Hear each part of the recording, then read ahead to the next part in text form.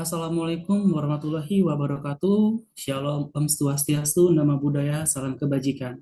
Tabik pun, pada kesempatan ini yang berbahagia ini, kami dari kelompok satu mata kuliah akuntansi Desain Sistem Informasi kelas akuntansi B dengan senang hati akan mempresentasikan mengenai proposal Smart Laundry yang telah kami kerjakan. Dalam penyusunan proposal ini, kami mengucapkan terima kasih kepada dosen pengampu mata kuliah ini, yaitu Bapak Igit Sabda Iman, Eskom MCS, karena dengan bimbingan Pak Sigit, kami dapat menyelesaikan proposal ini dengan penuh perjuangan. Pada kesempatan ini, kami memilih inovasi bisnis, yaitu Smart Laundry, sebagai proposal yang kami susun. Karena dengan Smart Laundry ini dapat menjawab beberapa kebutuhan, terkhususnya kebutuhan masyarakat. Di tengah kehidupan modern yang semakin cepat dan dinamis, tentunya masyarakat membutuhkan layanan yang praktis, efisien, dan juga berbasis teknologi. Oleh karena itu, kami dari kelompok satu menghadirkan Smart Laundry, yaitu berupa sebuah konsep layanan yang berbasis digital yang tidak hanya menawarkan kebersihan pakaian, tetapi juga kenyamanan, transparansi, dan kontrol penuh di tangan pelanggan. Dalam penyusunan proposal ini, Smart Laundry, kami mengemas adanya sentuhan AI ataupun teknologi modern yang saat ini sedang berkembang pesat, yaitu untuk membantu baik bagi mitra laundry maupun juga para pelanggan untuk mempermudah pemakaian akses Smart Laundry. Baiklah, di sini saya tidak hanya sendiri, tetapi juga ada rekan-rekan saya dari kelompok satu, yaitu saya sendiri, Sintong Pardes Nabutar, dengan NPM terakhir 15.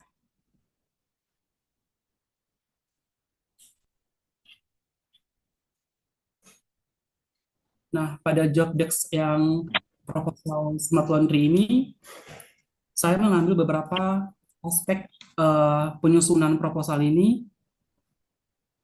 Yang pertama itu di bab 3, yaitu di bagian 3.1 non-functional requirement dan juga di bagian 3.2 functional requirement. Dan di bab 4, di poin ketiga yaitu di analisis itu ada saya. Di bagian bab 5, di bagian diagram activity, yaitu di diagram 3, di diagram 4, dan di bab 6 yaitu mencari progres gambar dalam web yang diilustrasikan sebagai gambar.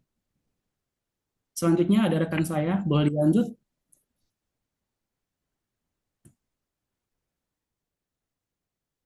Kemudian saya Anggi Pujo Lorenza dengan NPM akhir 032.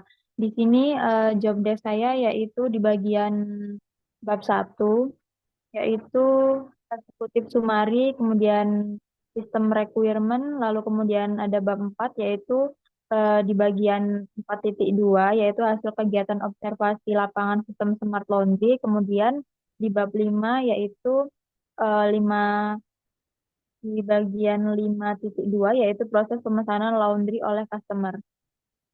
Kemudian akan dilanjutkan oleh rekan saya.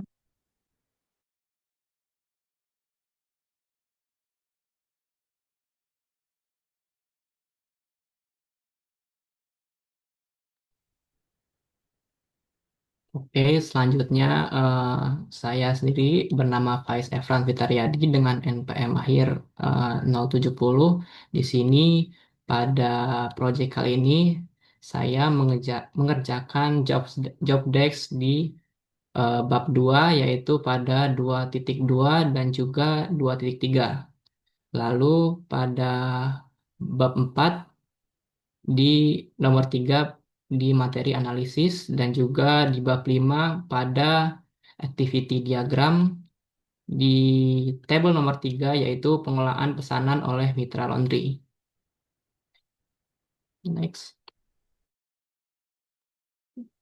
Perkenalkan, saya Fiaudina dengan NPM 132.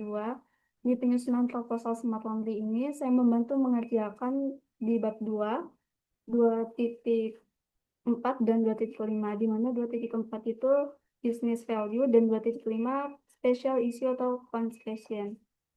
Kemudian di bab 4, saya mengerjakan 4.1 menyusun hasil wawancara, dan pada bab 5 menyusun use case diagram bagi pelanggan, pemilik, dan admin yang menggunakan aplikasi Smart Laundry.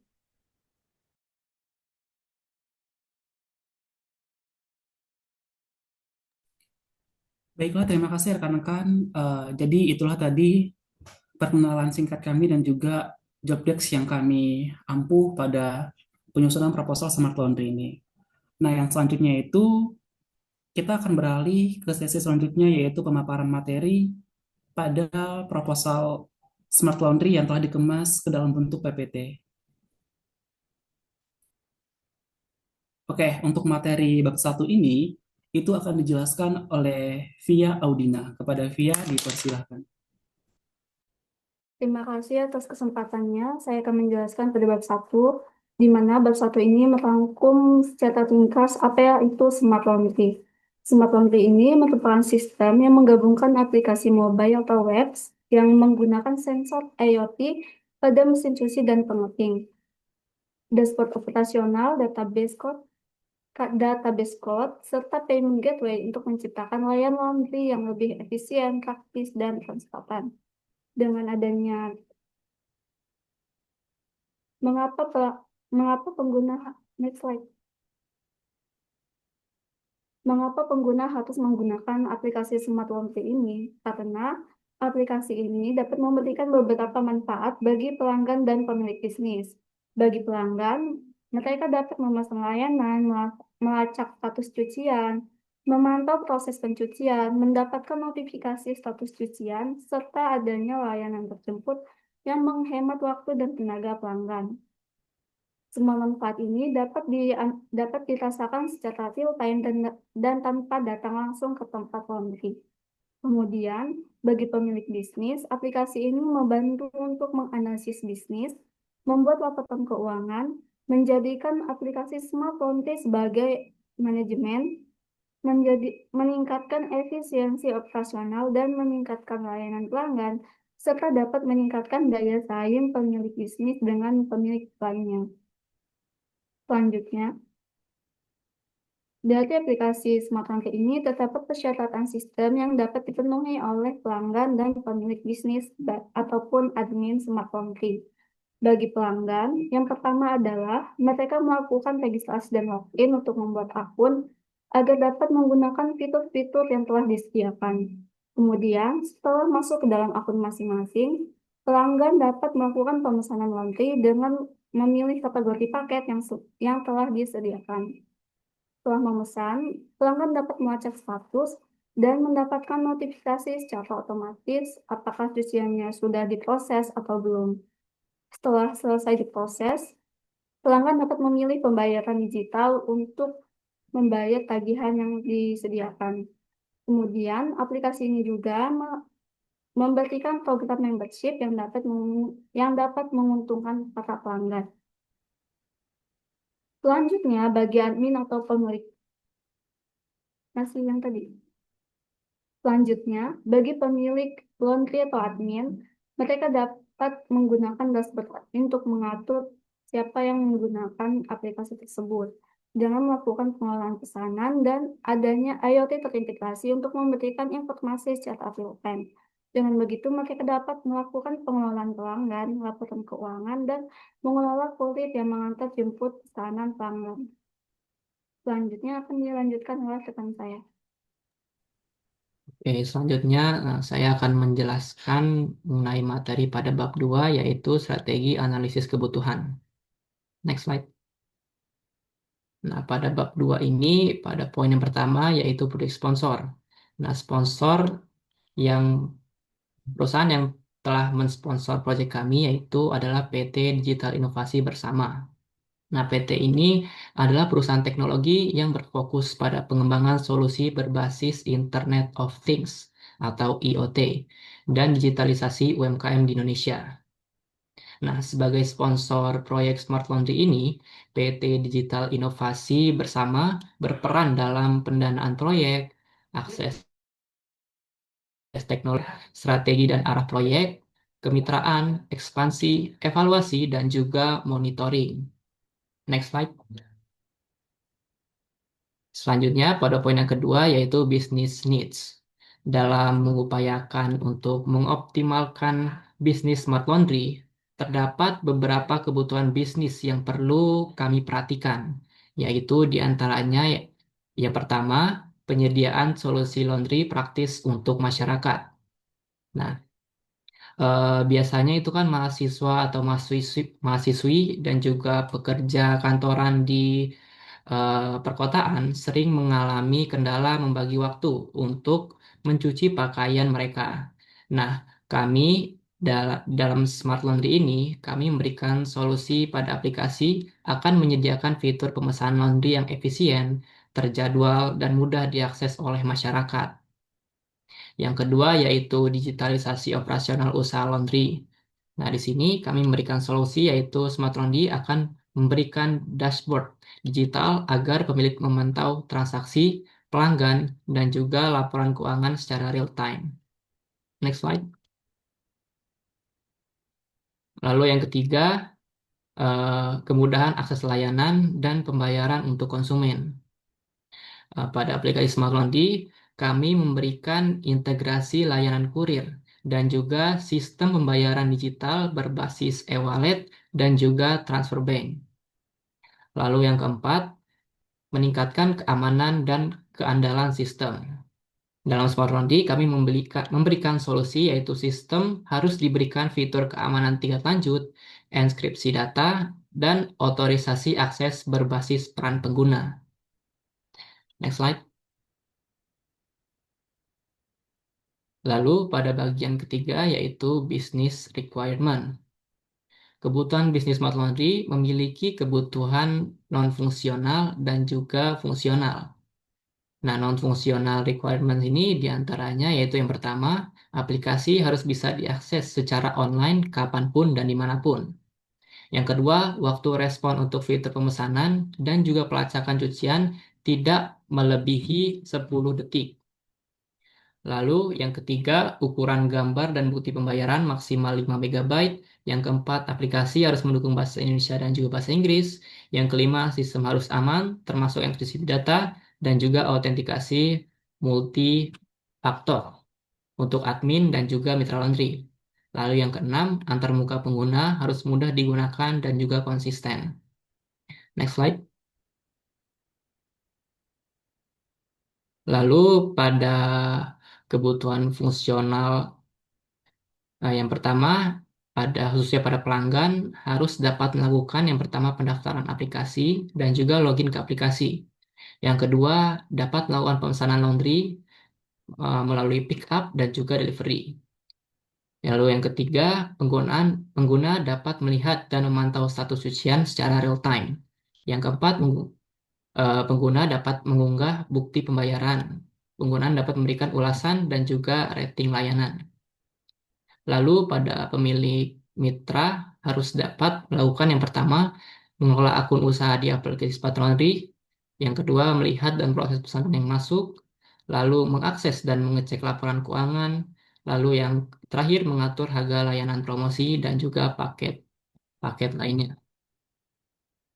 Yang ketiga yaitu untuk admin sistem. Harus dapat melakukan yang pertama, melakukan validasi pendaftaran mitra laundry. Yang kedua, mengelola data pengguna dan layanan. Lalu yang terakhir, memantau performa sistem dan menangani laporan kesalahan-kesalahan pada pelanggan. Next slide. Lalu pada poin keempat yaitu business value. Nilai bisnis yang diperoleh dari ini terdapat dua nilai, yaitu nilai tangible dan nilai intangible. Tangible value dalam bisnis laundry yaitu diantaranya yang pertama peningkatan pendapatan, yang kedua efisiensi operasional, yang ketiga otomatisasi proses, dan yang terakhir manajemen data dan laporan.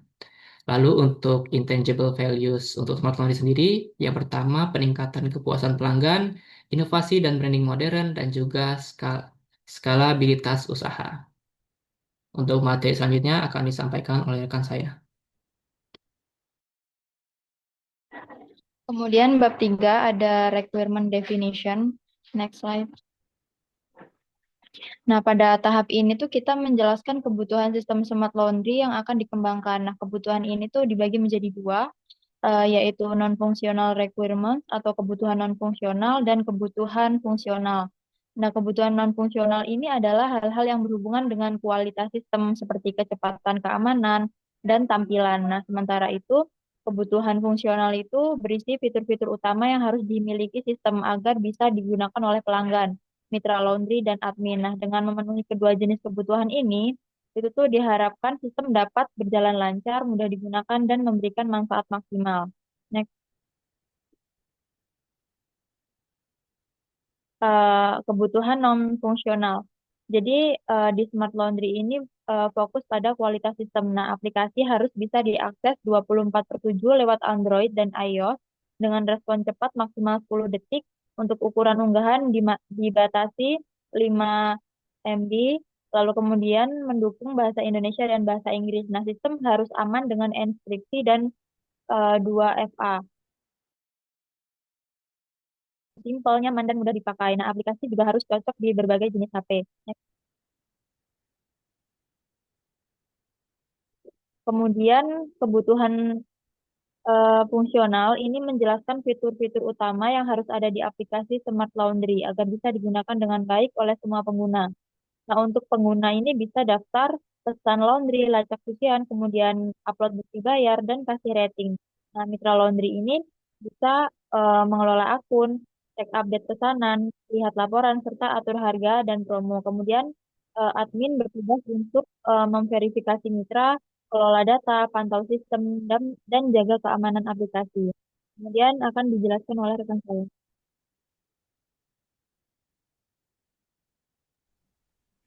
Baiklah, di sini saya akan melanjutkan pemaparan materi pada bab 4.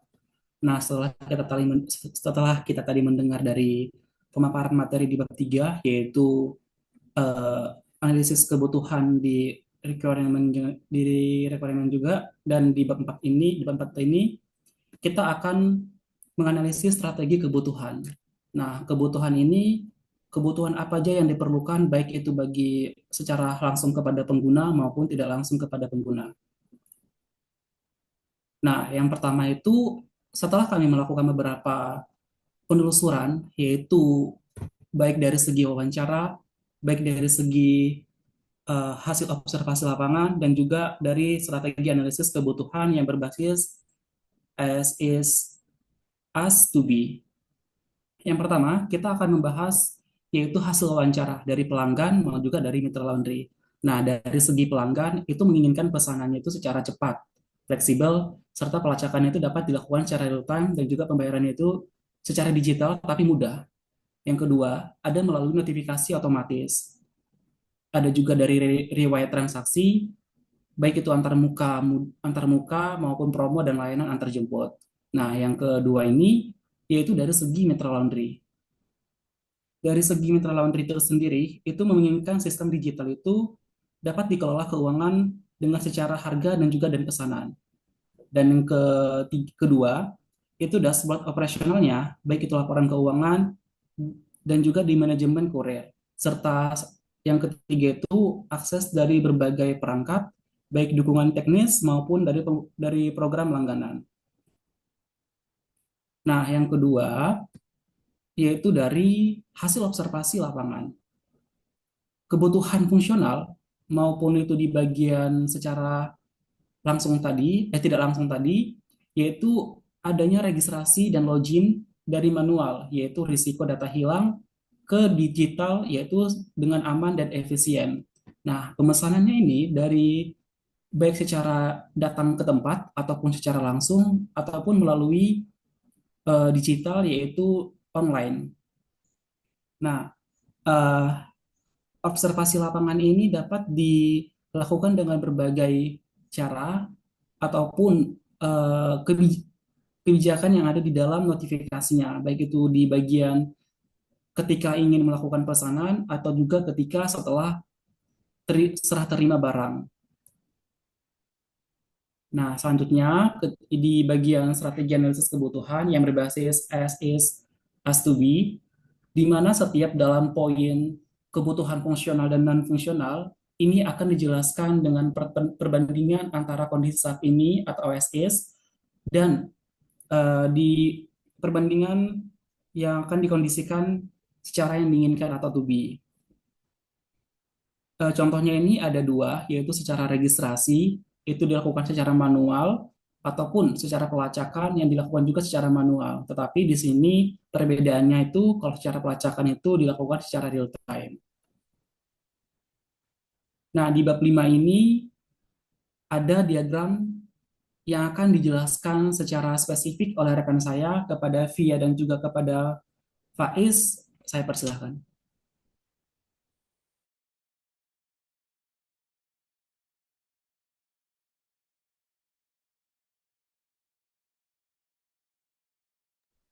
Oke, untuk yang pertama itu, kalau untuk di diagram ini akan dijelaskan oleh ke Anggi Puja dulu, kemudian di saya nanti di bab 6 akan dilanjutkan oleh Fia dan juga Faiz. Kepada Anggi dipersilahkan.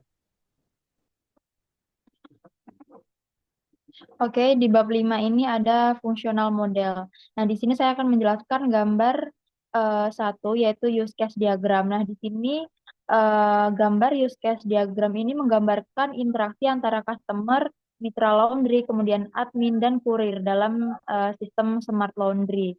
Nah, customer ini dapat mendaftar, memesan layanan, melacak status cucian, kemudian membeli ulasan, melihat promo, serta melakukan pembayaran digital yang terhubung ke sistem payment gateway. Kemudian mitra laundry ini menerima pesanan, mengelola layanan, promo, dan laporan pelanggan. Lalu selanjutnya admin memvalidasi mitra, mengelola data, dan menangani error sistem. Kemudian kurir menerima dan mengupdate status pick up atau delivery. Nah, diagram ini juga menunjukkan hubungan fungsional dengan include dan extend antar proses.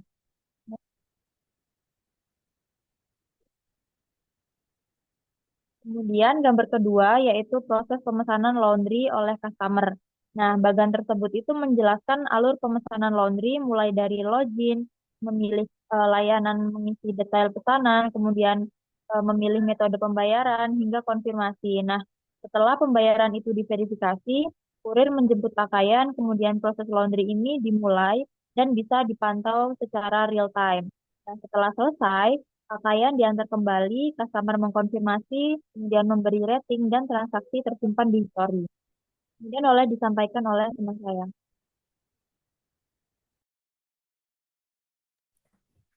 Baik, di sini kita lanjut ke functional model di bagian yang ketiga. Ini adalah gambar diagram ataupun flowchart dari alur mulai dari login sampai ke bagian ending end nantinya. Nah, yang pertama itu ada login kepada sistem, yaitu dashboardnya Mitra Laundry. Terus ada nanti setelah kita login, ada daftar ataupun halaman, yaitu daftar pesanan masuk. Nah, mulai dari daftar pesanan masuk ini, kita akan mengikuti alurnya sesuai dengan diagram ini, sampai ke akhirnya nanti di bagian laporan keuangan, laporan transaksi dan performa harian. Nah, yang di gambar keempat ini, di flowchart keempat ini dilakukan oleh validasi bagi pemilik mitra Smart Laundry. Nah, yang pertama itu diklik mulai sampai nanti login ke sistemnya serta lihat daftar pendaftar mitra baru. Terus di bagian mitra laundry-nya itu nanti akan memverifikasi data usaha dan legalitas. Nah, bagi mitra laundry apakah mereka menerima atau tidak? Kalau seandainya mereka menerima, maka transaksinya dapat diselesaikan. Namun jika tidak, maka transaksinya dapat digagalkan ataupun di-cancel.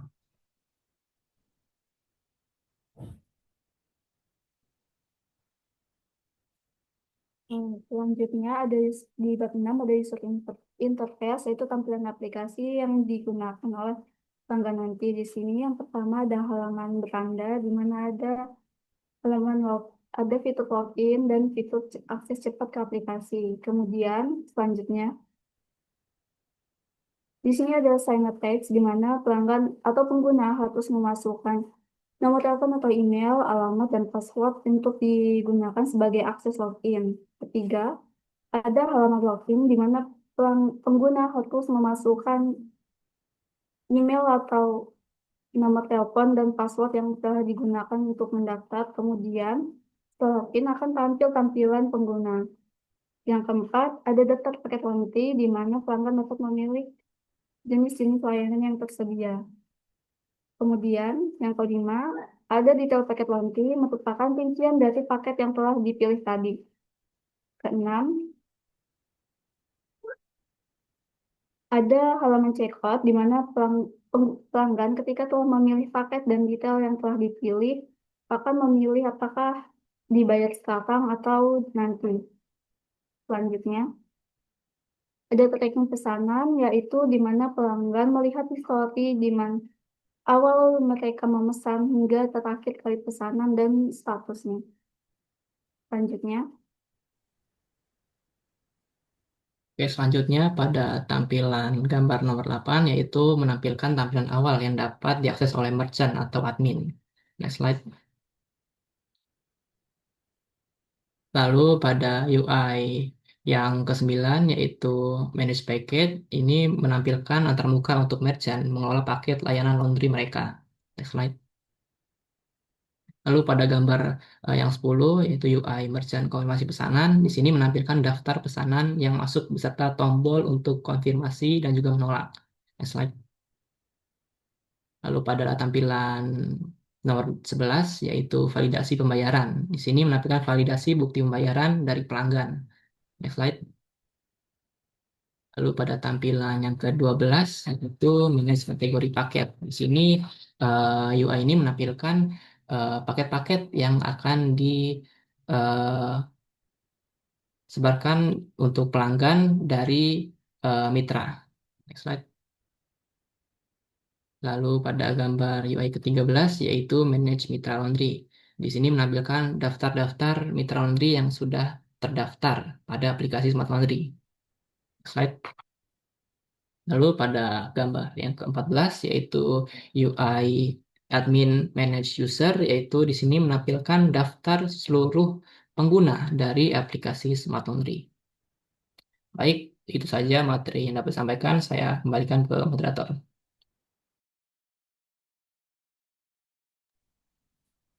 Baiklah, sekian presentasi pemaparan materi yang kami sampaikan dengan proposal Smart Laundry ini. Jadi pesan intinya yang dapat kami kemas yaitu bahwasanya proposal ini yaitu Smart Laundry itu merupakan solusi inovatif di bidang dan jasa penyucian pakaian dengan memanfaatkan teknologi digital dan otomatisasi untuk meningkatkan efisiensi operasional, kenyamanan pelanggan, dan kualitas layanan. Melalui sistem pemesanan online, pelacakan status cucian secara real-time, serta penggunaan mesin cuci otomatis dan ramah lingkungan. Nah, Smart Laundry ini diharapkan mampu menjawab kebutuhan masyarakat urban yang menginginkan layanan cepat, bersih, dan praktis. Baiklah, sekian presentasi pemaparan proposal Smart Laundry dari kelompok 1. Semoga apa yang kami sampaikan dapat berguna. Lebih dan kurangnya kami mohon maaf. Kami akhirnya mengucapkan terima kasih dan sampai jumpa.